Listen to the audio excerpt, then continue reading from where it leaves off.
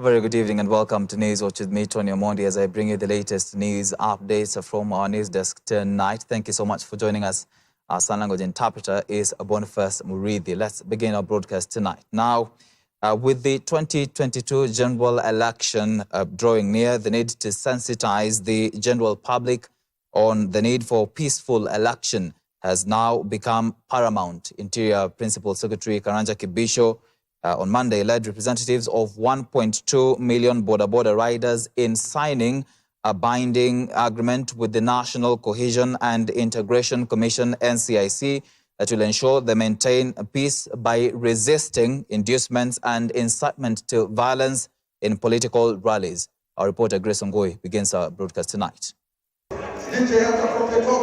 Apart from being known for easing movement of people and goods, Budda operators are also characterized with being quick to react in incidences of violence. For this reason, the National Cohesion and Integration Commission, NCIC, has trained their guns at Budda riders to sensitize them on the need to maintain peace during the campaign season and the coming elections. To this effect, representatives of 1.2 million Budda riders signed a commitment with the NCIC which, moving forward, will bind their members to ensure peaceful elections next year. Interior PS Karanja Kibisho urged the Budda riders to use their influence of numbers as they interact with millions daily to spread the message of peace. The message that you are being requested here to pass has the potential of reaching 28 million people a day. And if that's not potential, I don't know what potential is. Kwa hivyo mkiwa hapa, mjue potential iko. So the reason we are here today is to make sure that we sign a peace charter. Kuhakikisha kwamba sisi kama wana boda we are a reformed sector. Our chief guest, we are a reformed sector. And we want to ensure that we leave a legacy as the youth of this country to ensure that there is peace in this country. We are not going to be used by tunaweza waita rogue politicians, ndio? Kwa maana mtu anakupatia shilingi 50, unaenda unapiga mwenzako, wewe pia pengine unaenda unapigwa, bili yako ni shilingi 1200 kwa hospitali na haiwezi kukulipia. Ama mnataka kwenda kuishi hospitali kama umekatwa mapanga? On his part, NCIC Chair Reverend Samuel Kobia called on all Budda riders and Kenyans in general to refuse to be used as goons for hire. He urged them to turn down senseless offers from politicians and their cohorts to be used as amplifiers of hate messages and executors of violence. Wakati mwingi jina boda likitajwa, watu wanafikiria kuchoma gari, watu wanafikiria mambo mengine ambayo sio mazuri kama vile tumeona hapa. Mungenda kuendelea namna hiyo? Si mungependa jina lenu liwe ni jina likisikika kwamba watu wajue kwamba tunasukumuza mambo ya amani na mambo ya tumaini, si ndio? Kwa hivyo ninyi kama vile tumesema kutoka wakati huu ni ninyi mtakuwa peace ambassadors wetu, sio NCIC peke yake lakini Kenya mzima. Additionally, the Interior Ministry, in collaboration with NTSA and NYS, plan to launch a free nationwide 90-day Rapid Results Initiative RRI program for the training of riders to ensure there is order in the sector. The program will see to it that on top of training the Budda riders, they will be licensed for free. This is to curb the rampant cases of accidents that involve Budda operators.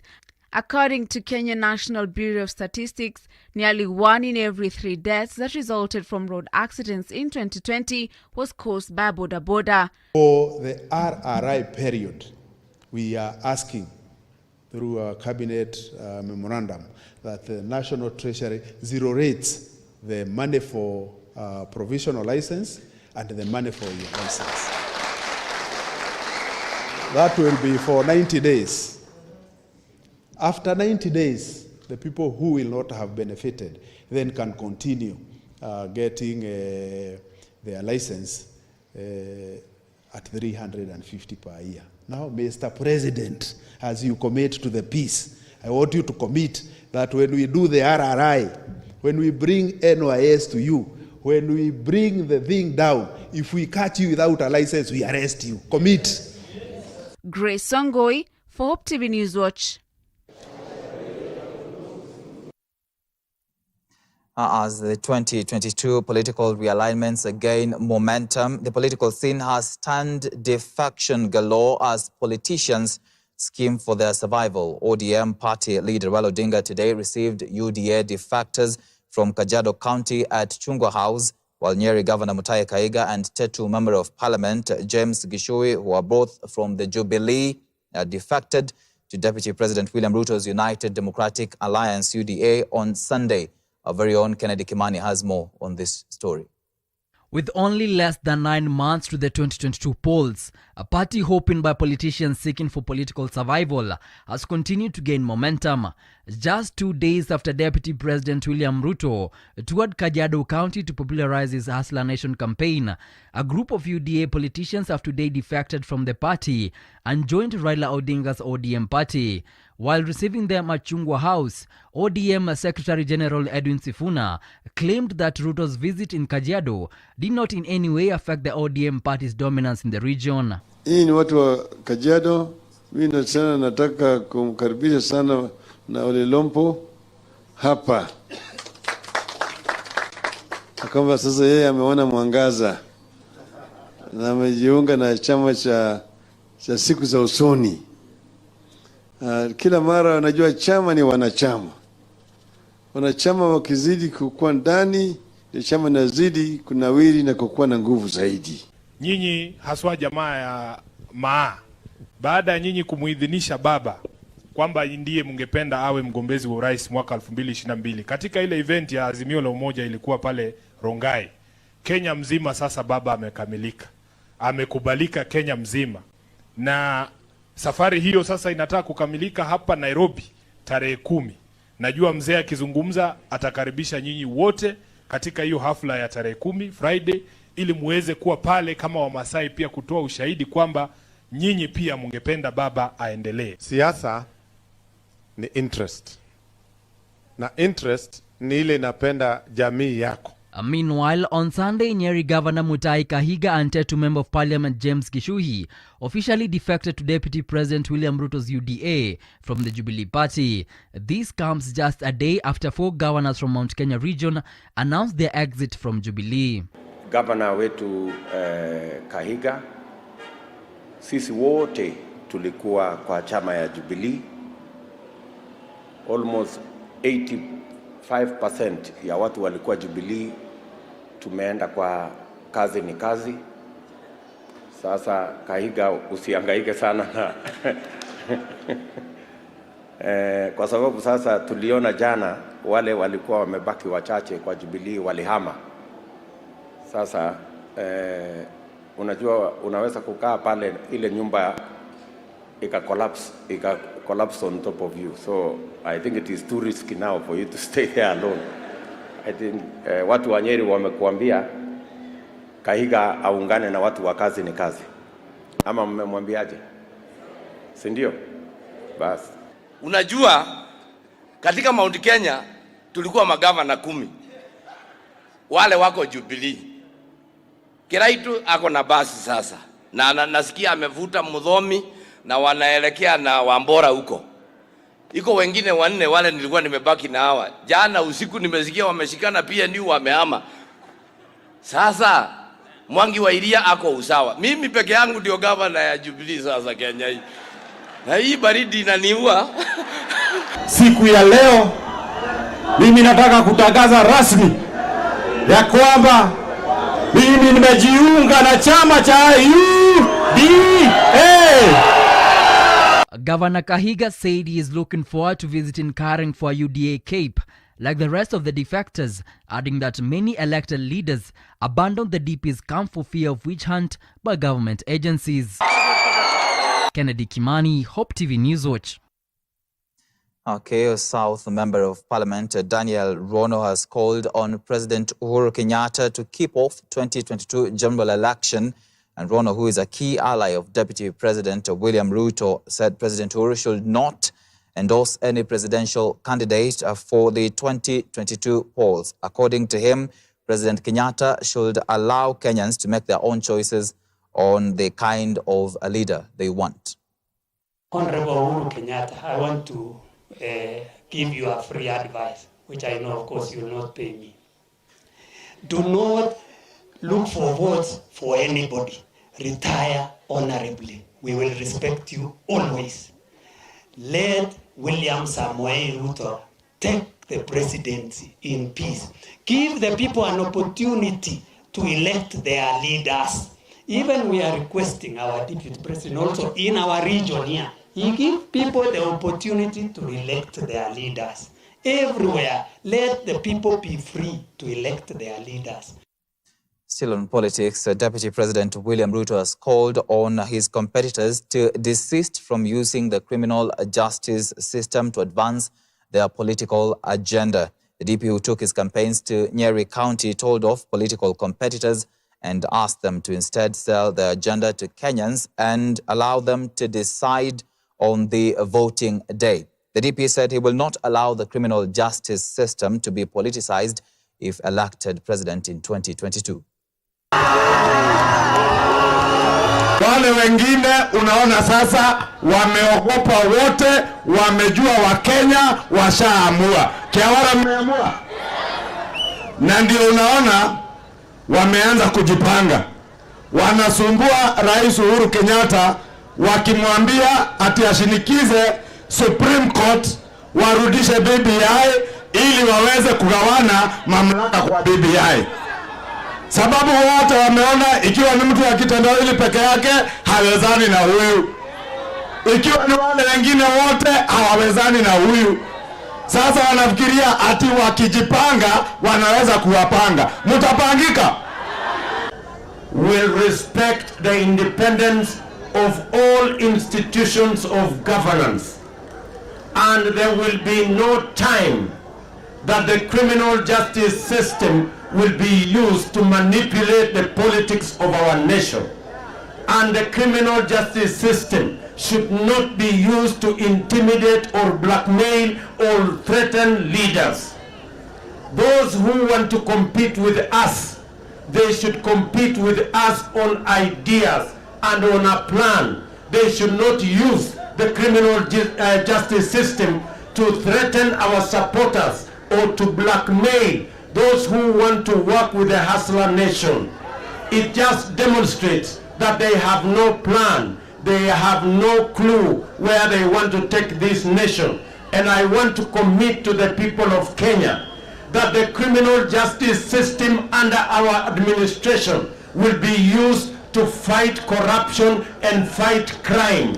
We cannot be used to fight our political opponents.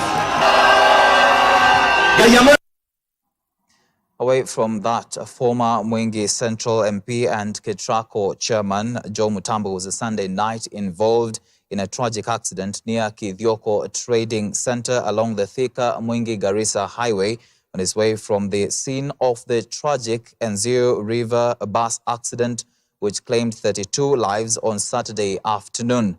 His driver died on the spot after the Nairobi-bound vehicle, a Toyota Land Cruiser, collided head-on with a tractor headed the opposite direction. Dickens Luvanda has more.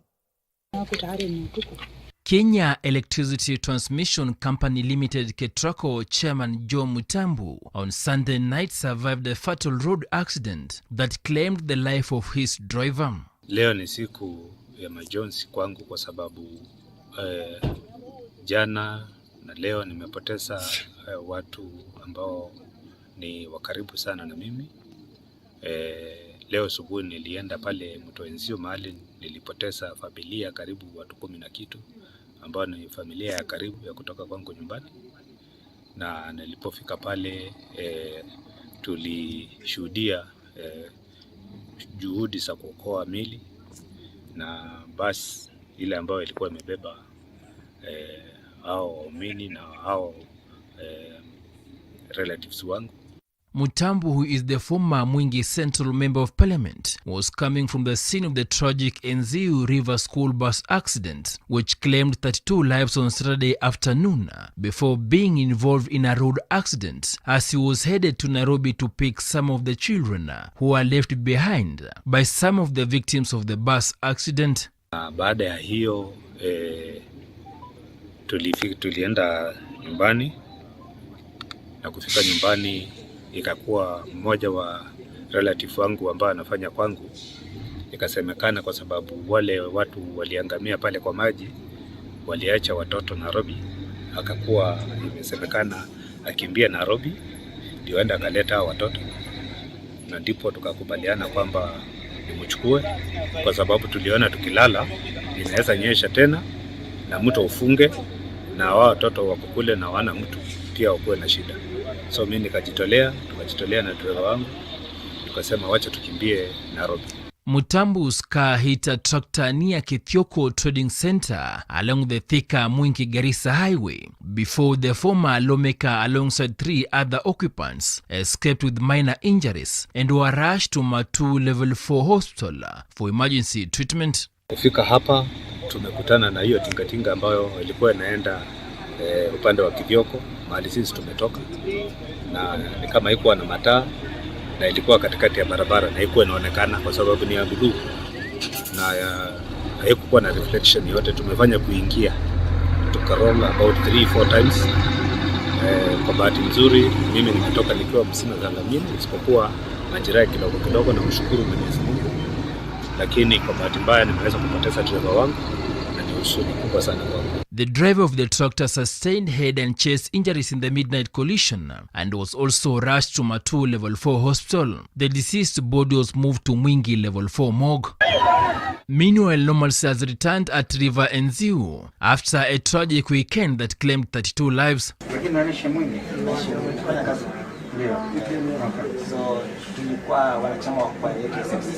The victims, mostly Mwingi Catholic Church choir members, were headed to a wedding in Nuhu when they drowned after the driver lost control of the 54-seater bus while attempting to steer across the surging waters. I'm quite sure wanakwaya watauliza ni kwa nini hawa ndugu zetu wakafa maji, na huku walikuwa wakielekea kwa shughuli ya huduma ya Mwenyezi Mungu upande wa Nuhu. Familia moja imepoteza karibu watu wote. Daraja hili mimi wenyewe sasa ndio nitashughulikia. Nitaongea na Mheshimiwa Uhuru Kenyatta ili aambie wanahusika, hatuwezi kuendelea kupoteza maisha ya watu wetu. Only 12 survivors, among them 4 children, were rescued from the bus, which got totally submerged a few minutes after falling over the edge of a narrow concrete constructed across the 50-meter-wide seasonal river. Kitui Governor Charity Ngilu has challenged the national government to expedite construction of Enziu Bridge to avoid such incidents. I want to send my heartfelt condolences to the families who lost their loved ones in this incident here. I also want to thank the Kenya Defence Forces for really acting also very fast, coming to our rescue. I'm going to put a lot more pressure on the national government to complete this bridge, because this bridge has truly caused a lot of pain. This is not the first time, and therefore it is painful to see something like this happen when it has happened before. Dickens Luvanda, Hope TV Newswatch. Even as the death toll from the weekend tragedy stood at 32, Wiper leader Kalonzo Musyoka has condoled with the bereaved families. Addressing a congregation at Muithi Museo Catholic Church in Mwingi, Musyoka said it was unfortunate that the incident claimed more than 10 members of a family. Kalonzo called for the construction of the bridge to avert further deaths.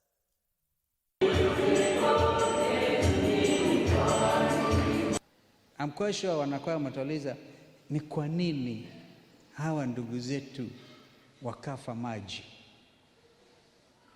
na huku walikuwa wakielekea kwa shughuli ya huduma ya Mwenyezi Mungu upande wa Nuhu. Familia moja imepoteza karibu watu wote. Yule mama hapa Jane Mutua na bwana yake Mondonando. Eta wewe koleta. Mtu ni watu. And in fact we are going to celebrate atukupindua harusi ya wazazi wao. Swala la ajabu, huduma ya ajabu. What is even more painful kutokana na hiyo presentation, kuna ile bus St. Joseph's bus ikiingia kwa maji, alafu before that wakaanza kuonyesha, Kenya nzima inashuhudia mambo haya, wakaonyesha how they were dancing and singing before the accident. So makosa katika kupima, decision taking sometimes becomes necessary. Najua watu wamelalamika sana juu ya daraja hiyo, na naungana nao. Daraja hili mimi wenyewe sasa ndio nitashughulikia.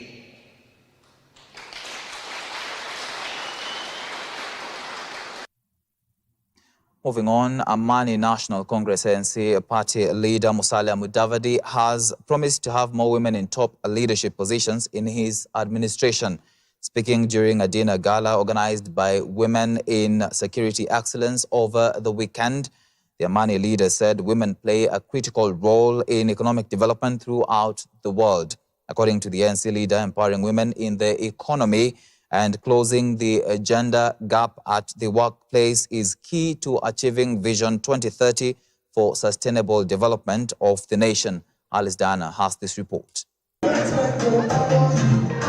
Amani National Congress ANC party leader Musalia Mudavadi has called on women in the country to come out and be actively involved in the political dispensation of the country and take their rightful position and not wait to be nominated. Speaking at a dinner gala organized by Women in Security Excellence, Mudavadi, who has expressed interest in vying for the country's top seat come next year, assured that his government will have more women in top leadership positions. We need good leadership at every level, whether it is the legislative bodies, whether it is the administrative, whether it is the investigative, whether it is, you name it, whatever sector it is, we need good people. We need the entrepreneurship of the women. We want you to venture into areas that nobody has ventured. We want you to help us interrogate our leadership. Mudavadi, who regretted that gender-based violence, FGM, early and child marriages, as well as lack of access to education, affects women's lives and well-being and negatively impacts on their potential and ability to fully contribute to economic growth, noted that women continue to face discrimination and exploitation in the marketplace, and promised that his government will champion and uphold equal rights for women as those of men. We have a lot of work to do, and if you downgrade the woman in our society, in any society, the damage you are doing to that nation is immense. So we must pull up our socks and start figuring out what do we do.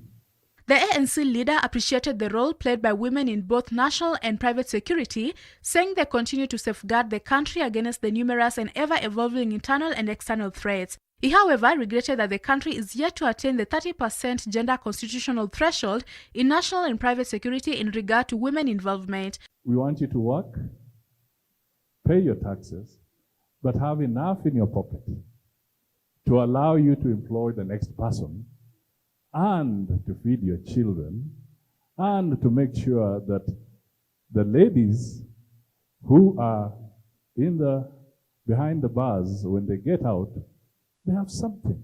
The event was also graced by Ministry of Gender and Public Service Chief Administrative Secretary Beatrice Elachi, who regretted that women in security forces are discriminated against when it comes to salary increments. Also, the Ministry of Interior can also start realizing it is their one responsibility to ensure. We talk about women in safety, yes. Women are saving us. Women are also within that sector, I know, being discriminated. It is not that political goodwill. I think you'll really struggle. No one would identify you and appreciate you, and maybe identify that maybe you have some quality of a leader. For Hope TV Newswatch, I'm Alice Diana. That report from Alice Diana takes us to a fast commercial break on Newswatch. We'll still have more lined up for you to stay with us.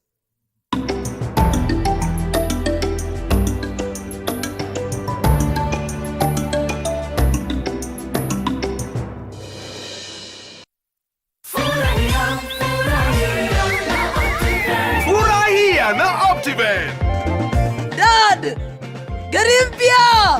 umetoa wapi gari mpya? Optiven, wametusort. Optiven? Nunua any of our value-added properties ama redeem installment ya property yako. Kwa kila malipo ya 10,000 unapata 1 entry point kwenye draw ya furahia na Optiven promotion. Airtime kushindaniwa kila siku, holiday kila wiki, shinda ploti na gari kila mwezi na grand prize ya Mercedes-Benz C180. Ni rahisi, buy ama redeem na ushinde na furahia na Optiven.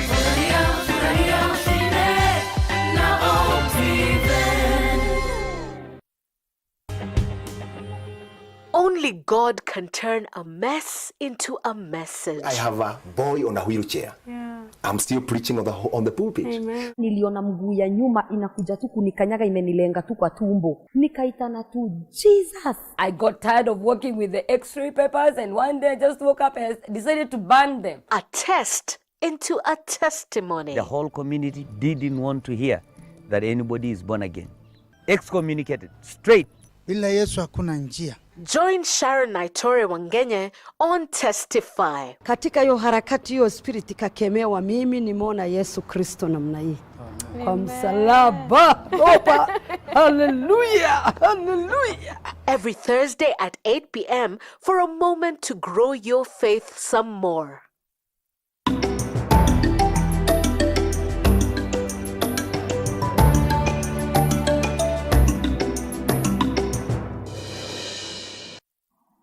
Welcome back to Newswatch. Now, teachers implementing the new education curriculum from early childhood development, ECD, to grade 3 in Mombasa County are in support of the change. Although the teachers are backing the implementation of the competency-based curriculum, CBC, they are of the opinion that the system has added more work. They've also lamented that resources needed in schools for practical lessons are pushing the cost higher.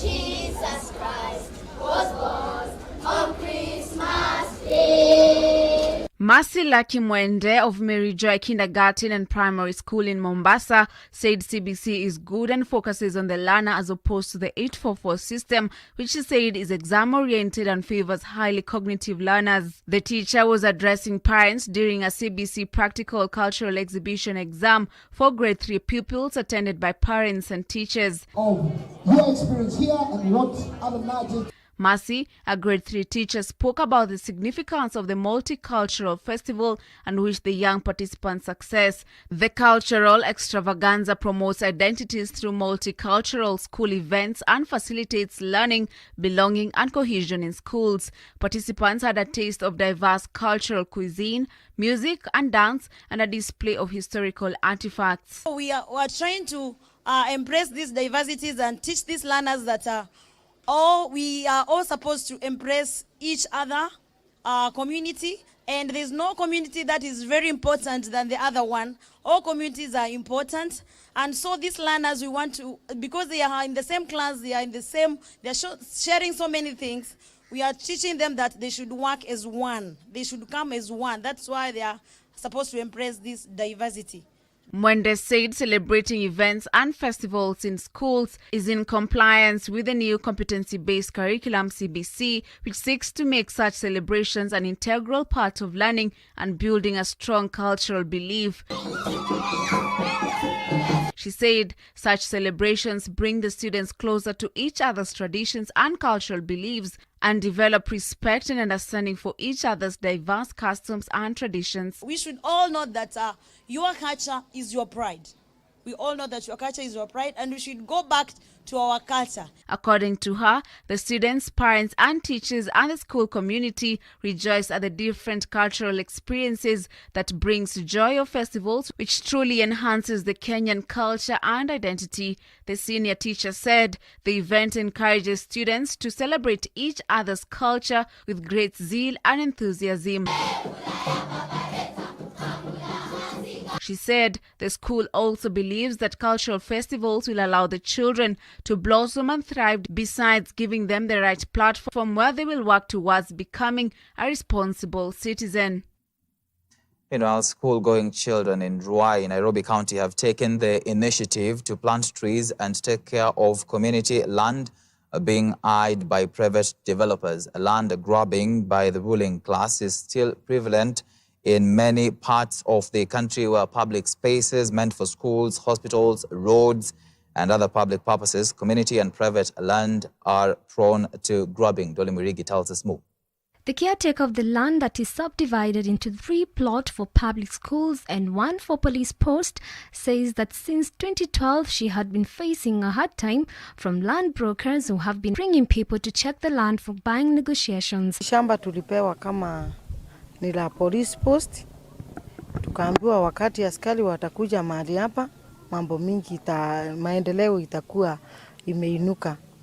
Na wakati tulipatiwa hili shamba tuliletewa na director mwenye alikuanga mahali hapa Wadhoita, na akatuwekea umbilical wakiwa na Wanjiru ndiye alikuwa surveyor, akaweka umbilical zote 4 zikiwa ploti 3 na tukapimiwa na tukapatiwa document, zikapatiwa the OCS mwenye alikuwa na wazee wa kijiji. The last 2 weeks, Joy Mburugu says that land brokers have visited the land and placed beacons on the land that is allocated for police post.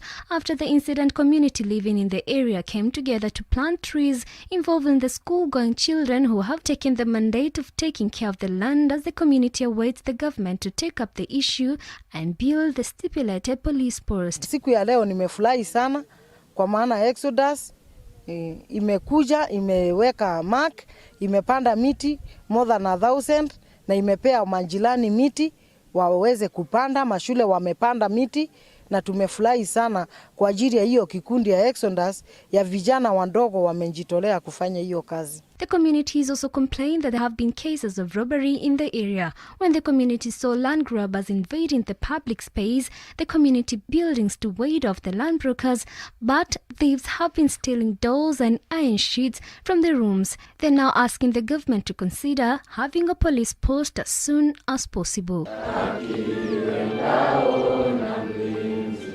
Dolly Mirigi for Hope TV Newswatch.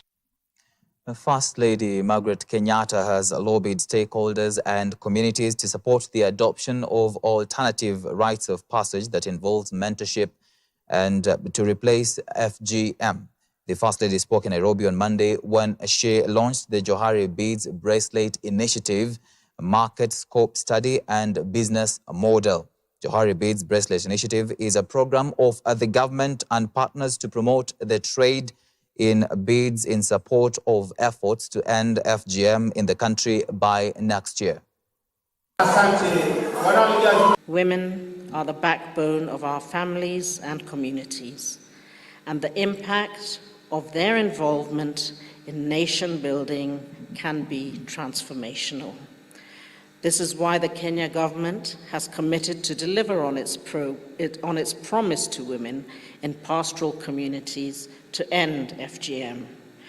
The success of the anti-FGM campaign will require more than just the government. We need all Kenyans to work in partnership with the government to drive this noble agenda. I invite all Kenyans to join hands with the government in this effort. I also appeal to Kenyans in the diaspora to become our ambassadors for Buy Kenya, Build Kenya, promote the talent of our entrepreneurs and the locally made products.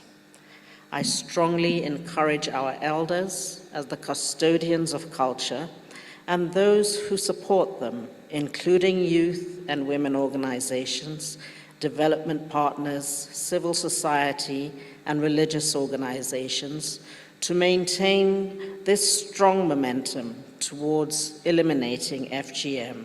We owe it to our women and girls. I applaud the Cabinet Secretary for Sports, Culture, Heritage, and the Chairperson of Ushanga for guiding this initiative.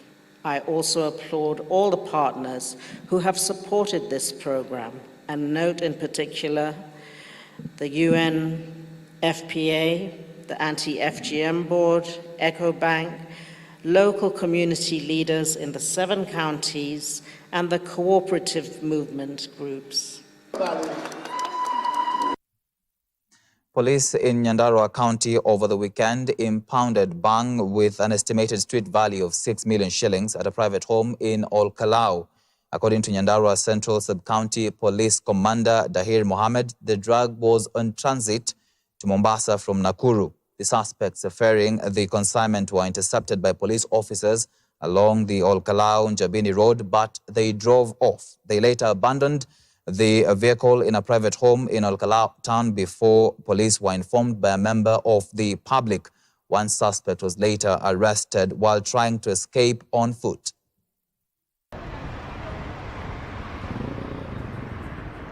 Leo asubuhi mwendo wa saa 10 tuliweza kupashwa habari na mzee ya mtaa kwamba kuna gari imewachwa mahali karibu na nyumba ya mtu na iko na mizigo. Na tulipoenda pale tulipata gari nambari KCG 624 letter S. Gari hii jana kweli walikutana na maafisa yetu ya polisi wakiwa na doria barabara ya Jambini Olkalau, na alisimamishwa na alikataa kusimama. Na vile sasa alikataa kusimama, tulisakilete hiyo namba. Nafikiri ndio aliogopa kwenda kwa safari yake na kuficha mahali alipatikana. Sasa kufikishwa hapa station tuliweza kupata ilikuwa na mizigo ambayo tuna suspect kuwa ni bangi roll 12,200 na gunia 2 ambayo bado hatujapima, na ndo tumeweza kupata kwa hiyo gari. Value ya hiyo mizigo bado hatujajua, na kilo bado tutaestablish wakati ujao, na tuna mtu mmoja anatusaidia kwa uchunguzi au katika custody ya polisi. Kwa hivyo maombi yangu ni kwa wananchi watukufu kwamba hasa wakati huu ya Christmas waweze kushirikiana na polisi vile wako wanafanya kila siku, ili tuweze kusaidiana wakati huu ambao watu watakuwa wanaenda manyumbani na vijijini.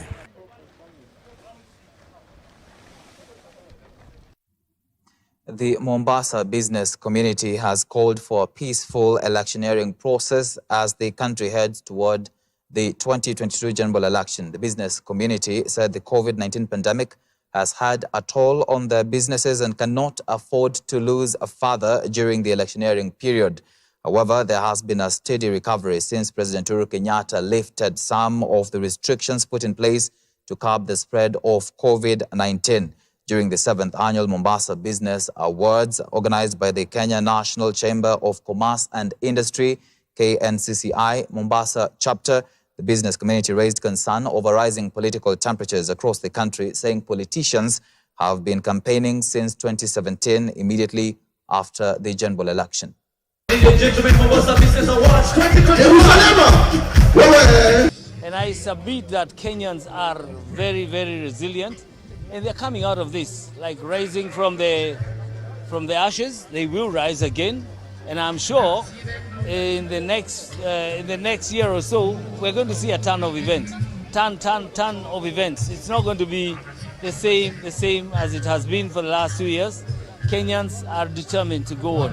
Elections are coming, and my plea would be to the politicians. Let us be careful that we do not tear the gains that we've made in the last few years against very bad background. They must now carry out electioneering campaigns in a very careful manner, not to disrupt the growth that we are already experiencing. We are hoping the government will come up with a stimulus package for MSMEs that have been devastated by the pandemic. And again, we are appealing to the politicians as we are moving on to the elections, not to say anything that will inflame people and get us back again into trouble. Businesses are slowly recovering from this pandemic. We really do not want to go back there again. I think my issue is not even just about talking about the SMEs. The issue is about what it is that we're going to be doing to ensure the existing SMEs grow, and those that are not existing, how can we ensure that Mombasa becomes a safe haven for them? Obviously, there has been challenges, many challenges. There's been COVID challenges. There's been issues on, for example, SGR and other issues. So we are here today to show solidarity with the businesses in Mombasa, to support them and to assure them that we here in Mombasa appreciate their contribution to our economy and continue to engage them for what it is that we continue to do going forward, so that they continue to stay alive in business. So that's why we're here today, to reward those that are doing well, to encourage those that are struggling, and for us to learn from them what it is that we need to do as a county that will enable them to continue to do businesses.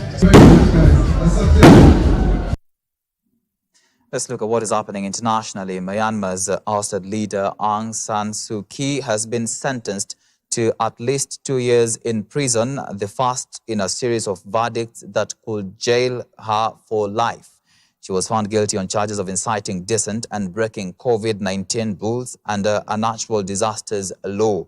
Suu Kyi faces 11 charges in total, which she denied and others widely condemned as unjust. She has been in detention since a military coup in February, which toppled her elected civilian government. UN Human Rights Chief Michelle Bachelet condemned the trial and said it would only deepen rejection of the coup. UK Foreign Secretary Liz Truss called on Myanmar to release all political prisoners and allow a return to democracy. The military had seized power, alleging voter fraud in general election held last year, in which the National League for Democracy, NLD, won by a landslide. However, independent election observers have said the election were largely free and fair.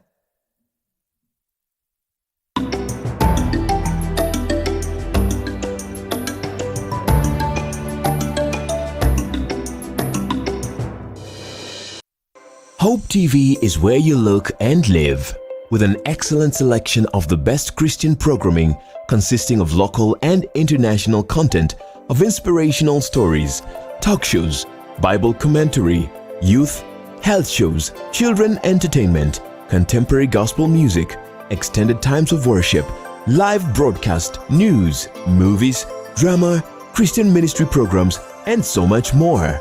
Hope TV is another quality service from Christ is the Answer Ministries, with over 45% of authentic and credible local content every week.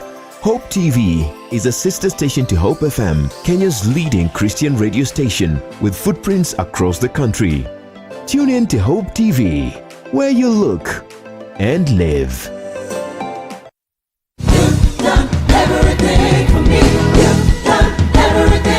Join us every Sunday for unlimited, uplifting, powerful worship,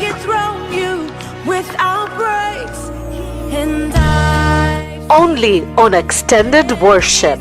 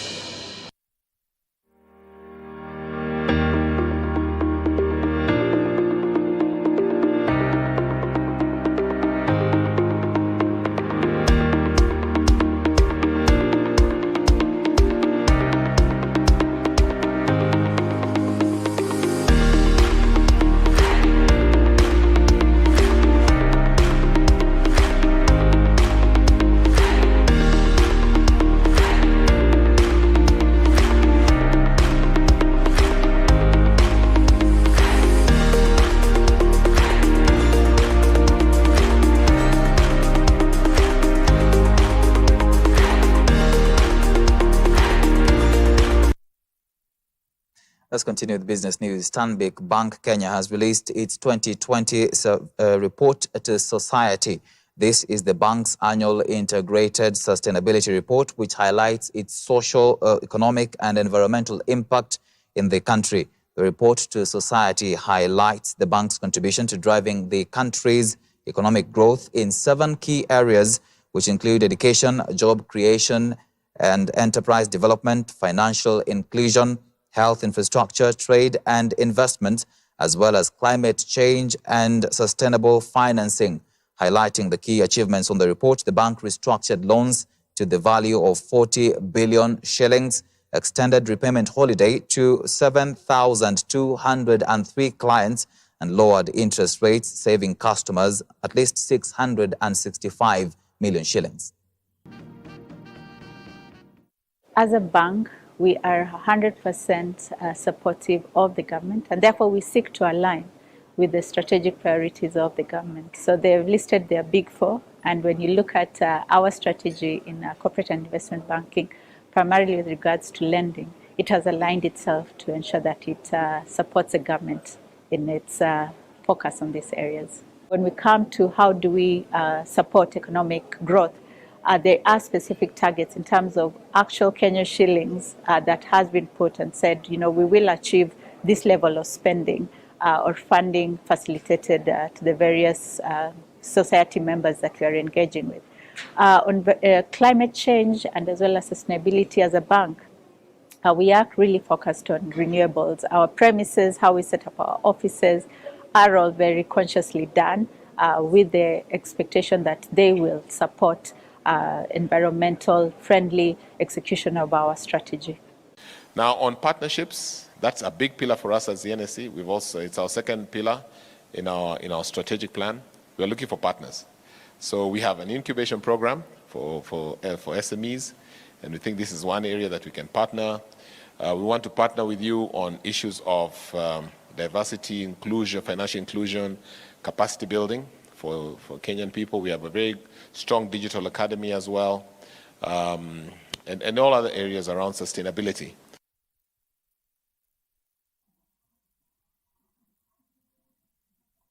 Kilifi farmers have committed to join the Kenya National Agriculture Farmers Federation, KENAF, in order to improve their income amid prolonged dry weather seasons. Farmers have in the past reported dwindling market power due to divisions among themselves, while leaving the issues that affect them unheard for resolutions. Speaking during Kilifi County Agricultural Trade Fair, Amani Okra Growers Group from Malindi, led by Mary Maitha, told the media that the drought situation in the region is no longer going to deter them from their livelihood. KENAF inaingia tuhakikisha kwamba tumeshikana kabisa mikono kwa mikono. We partner with Kilifi County Government ili wakulima wetu cash crop yao ya zamani iinuke na hakikishe wakizalisha wanapata soko wapi. Na sisi tuko tayari ili tuhakikisha kwamba wamezalisha, tumewafundisha, tumewaelimisha na wamezalisha, soko wanapeleka wapi. Kwa upande wa sisi kama wakulima tunauliza central government, national government na county government ziangalie wakulima, kwa sababu pesa ya wakulima iwe inafika kule kwao nyanjani. So tunawaomba watumie organizations kama hizo ya KENAF, organization nyingine ambayo inaangalia mambo ya kulima. Hii pesa ikifika kwa county government isambazwe kwenye kule wakulima wako. Tunahitaji sauti zenu sehemu zile ili kwamba tuweze kuelekeza hata mipango ya serikali ili kwamba tusiathirike kiuchumi. Tunaposema kilimo ni uti wa mgongo wa uchumi wetu. So lazima mtembee pamoja kama kundi moja, ndiposa mtatambuliwa na mtafanya kazi yangu mimi kama waziri kuwa rahisi sana. Haya basi, hakuna makosa kabisa.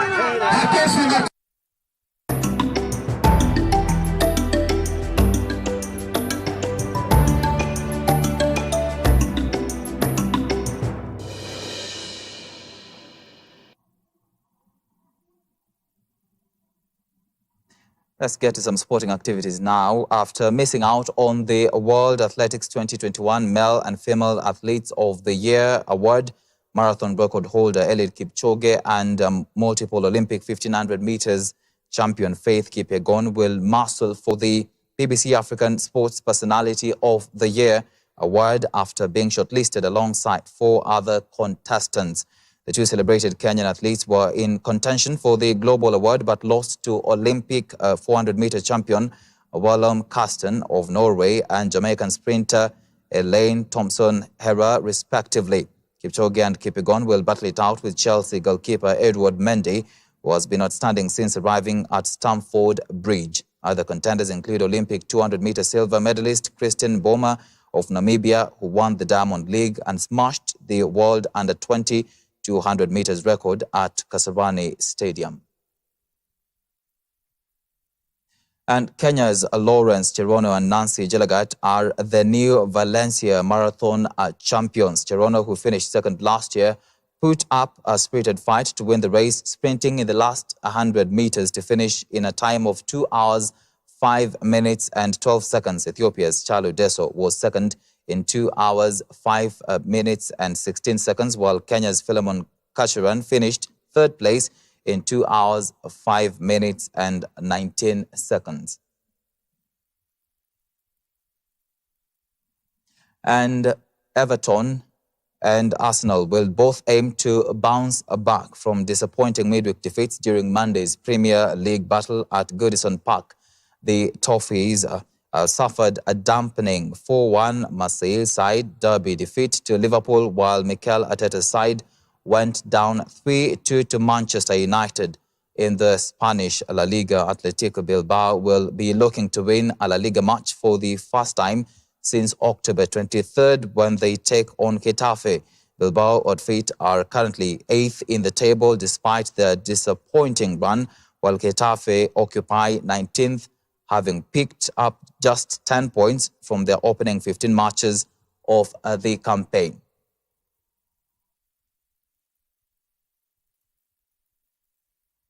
All right, with that, we've come to the end of this live broadcast tonight. Many thanks for staying with us. I'll see you again tomorrow, same time. My name is Tony Omondi, and our sign language interpreter has been Boniface Muridhi. Have a good night, and God bless.